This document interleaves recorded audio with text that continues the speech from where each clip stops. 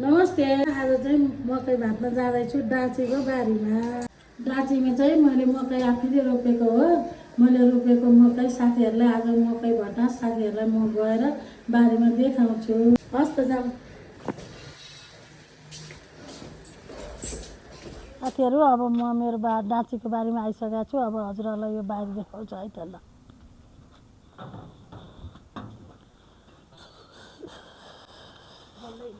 हो मकै त पाकिसकेको रहन्छ, बेला भएकै रहन्छ। साथीहरू मैले रोपेको अम्मा यसपालि ल्याए। कतिवटा फल्यो मामु? 2टा 4वटा पखाइ म देखाउँछु ल। माथि एउटा, त्यहाँ त 2टा 4वटा 6वटा। अरू के रोप्नु भएको त यो बारीमा हजुरले? अरू मैले एभोकाडो रोपेको छु वहाँ पर। लिची रोपेको छु। अब लिची हेर्न ल। ए हेर्ने लिची साथीहरू। मैले यो रोपेको लिची अनि यो बोडी घिरौँला। यहाँ बोडी घिरौँला फुल फुलिसकेको छ साथीहरू। यी राम्रोसँग थोरै मेहनत गरे पनि धेरै फल पाइन्छ साथीहरू। मैले रोपेको मकै यहाँ हेर्नु त, तपाईँहरूले हेर्नु त। मकै बोडी अनि यो लिची अनि त्यसपछि उयो बोडी घिरौँला अनि अम्बा एभोकाडो मैले सबै कुरा रोपेको छु साथीहरू। फुल यहाँ छ ररी कर्कलो सबै कुरा छ साथीहरू। ल हेर्नुहोस्, यहाँ आँप पनि रोपेको छ। आँप पनि सरिसकेको छ। यो आँप, यहाँ कर्कलो छ। ल हेर्नु साथीहरू, घिरौँला मकै भटमास। मकै हेर्नुहोस् त कति राम्रो साथीहरू। मैले मकै रोपेको भटमास रोपेको यहाँ हेर्नुहोस् त। मेरो खेती बदाम पनि रोपेको, भटमास पनि रोपेको। सठिया भटमास परेछ साथीहरू। सठिया भटमास पाकिसक्यो हेर्नु त। मामा यो बदाम यो हो? बदाम त्यो कुन हो बदामको पात देखाइ? बदाम पातै यो। यो चाहिँ बदाम हो। ल बदाम हो यो साथीहरू। बदाम लगाएको यस्तो भाजी। ल हेर्नुहोस् है।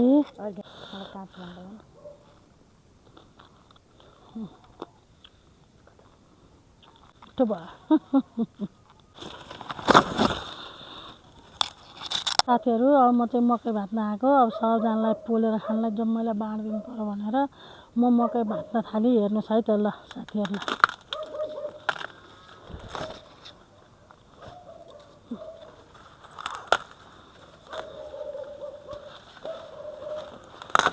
साथीहरू मकै भाट्न थालेको। अब अर्ग्यानिक मकै सबजनालाई खानदिनलाई रमाइलो गर्न आँटेको।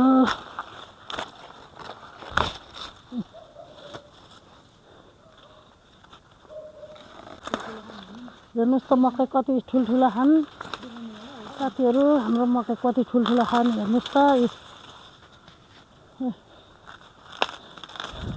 हेर्नुहोस् त साथीहरू, मकै त 2 घोगा कति ठुल्ठुला मकै। ल हेर्नुहोस्, यिनीहरू खाँदा पनि त्यत्तिकै मिठो हुन्छ साथीहरू। त्यही भएर हामीले यहाँ लिन आएका छौँ। सबैजनालाई पोलेर खान बाँडिदिन आँटेको। ल हेर्नुहोस् 2टा घोगा पनि कति राम्रो भएको। ल हेर्नुहोस्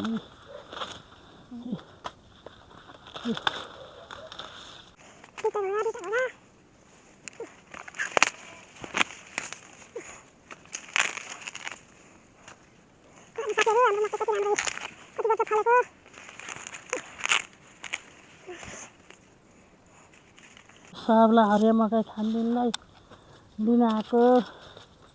सबैलाई दिन आँटेको हरियो मकै खानलाई। ल साथीहरू तपाईँहरू पनि खाने भए आउनुहोस्। हरियो मकै बाँडीचुडी खाउँला।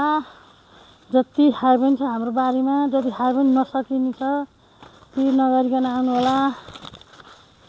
जति खानु मन लाग्यो त्यति दिन्छु। ल साथीहरू। ल हेर्नु त साथीहरू, मकै कति राम्रो फलेको। ल हेर्नुहोस् मकै लिन आएको आज। अब साथीहरू कता कता हुनुहुन्छ मिलेर खानु पाए हुन्थ्यो, आउनु पाए हुन्थ्यो। यी मकै भाँच्यो ल हेर्नु साथीहरू, यी कति ठुला मकै हेर्नुहोस् त, कति ठुला, कति रोजी रोजी घोगा फलेको साथीहरू। ल हेर्नु त यहाँ कति ठुल्ठुला मकै। ल हेर्नुहोस् हाम्रो डाँचीको बारीमा यी घिरौँला त्यत्तिकै छ मकैको बोटमा।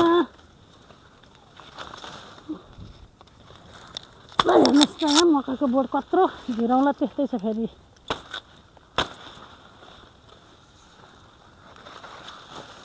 साथीहरू यो छेउछेउको घिरौँला बोली त 2-4 महिना भइहाल्छ।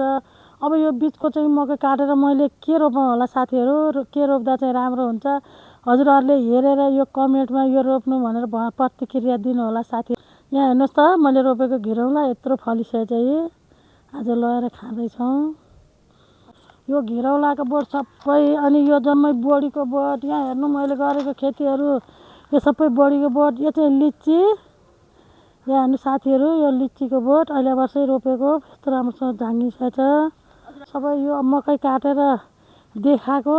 यहाँ हेर्नु त यहाँ घिरौँलाको बोट कस्तो छ, बोडीको बोट कस्तो छ, अम्बाको बोट हेर्नु त साथीहरू। अहिले वर्षै मैले मकै काटेर त्यो सोत्राम बनाइसकेँ अहिले वर्षै। ल हेर्नु यहाँ बोडी घिरौँला यहाँ हेर्नुहोस् त। ए घिरौँलाको बोट त काँचो भल लट्ठी बगेर छ साथीहरू। यी फलेर अचम्म हुने होला एकचोटि यो घिरौँला खाएर के साध्य साथीहरू। यहाँ हेर्नुहोस् त मैले अहिले वर्षै रोपेँ अम्मा कति ठुलो छ साथीहरू। यी मेरो अम्मालाई हेर्नुहोस्, यी मेरो अम्बा अहिले वर्षै रोपेँ अम्बाको बोट। घिरौँला फलिसकेछ, तेराम पनि फटेको छ। अनि भटासहरू काट्ने बेला भएछ। हेर्नुहोस् त मकैहरू मैले मकै गरेको यतातिर के अरे बोडीको झाल, घिरौँलाको झाल। मकै त टन्नै छ नि साथीहरू, कसले खाएर सक्नु। हजुरहरू पनि खाना आउनु पऱ्यो। घिरौँला पनि फलेको रहेछ साथीहरू। मैले यो चाहिँ मकै काटिसकेँ मकै हो साथीहरू, अझ काट्दैछु।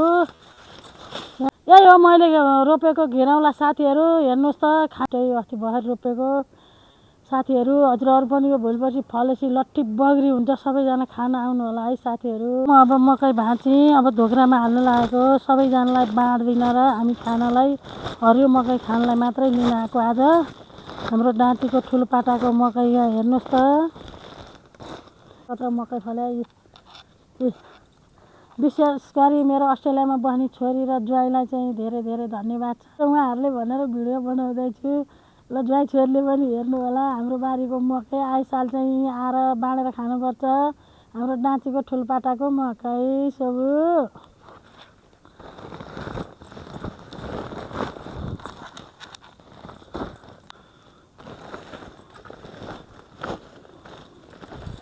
साथीहरू अहिले मैले भाँचेर निकालेर राखेको यो हो। अब त्यहाँको पनि ढोडमै काटेर राखेको छु। अब त्यहाँ गएर फेरि भाँचौँ है। ल जाऊ।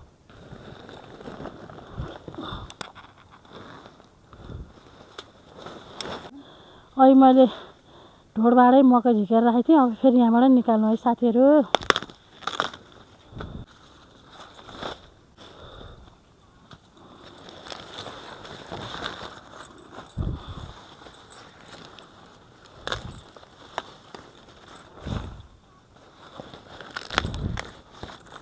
यहाँ हेर्नुहोस् त कति धेरै फलेको एउटैमा 2-3टा।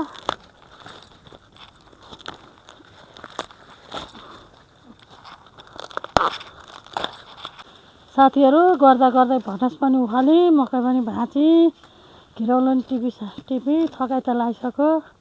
तैपनि अब गरेर भारी पुग्यो, अब घर जान आँट्यो साथीहरू। साथीहरू हामीले चाहिँ यहाँ एउटा सानसानो टसको घर बनाएको छौँ, आउँदा जाँदा बस्ने अनि मल राख्ने, कोदालो राख्ने सबै कुरो गर्नलाई। त्यही भएर हामी भित्र छिर्न आँट्यौँ। अब हाम्रो सानो डाँचीको घर हेर्नु होला साथीहरू। मैले ढोका खोलेँ अब। ल हेर्नुहोस् हाम्रो घर, डाँचीको घर यस्तो छ साथीहरू। ल हेर्नुहोस् डाँचीको घर, कोला बस्छौँ, एउटा सानसानो घर छ हाम्रो यहाँ टसको घर साथीहरू डाँचीमा। ल यस्तो छ साथीहरू। घिरौँला फलिरहेछ, मकै फलिरहेछ हाम्रो घरमा। यी घिरौँला मकै सबै कुरा फलिरहेछ साथीहरू, रमाइलो छ। साथीहरू मैले भटास पनि जम्मा पारेँ, 4 मुठा भटास भए ठुल्ठुला। यो जाउँ साथीहरू, अब भटास लिएर यहाँ सुकाउन लानु घरभित्र। उठाउनु सकेन, ठिक पार्दा पार्दै धेरै ठिक पारेको छु। साथीहरू हेर्नुहोस् त भटास कस्तो फलेको। ल हेर्नु साथीहरू भटास। साथीहरू मैले अब भटास घरभित्र थन्को लाउँदैछु, हेर्नुहोस् त। ल हेर्नुहोस् यहाँ गरे के नहुन्थ्यो तर साथीहरू, हेर्नुहोस् त यहाँ भटास पाकेर लाठी मङ्ग्री। हेर्नुहोस् यहाँ ए मैले भटास यहाँ सुकाइदिएर जान आँटेँ, कुहिनी भइदियो, थाहा छैन, बोकेर लानु सकिएन साथीहरू।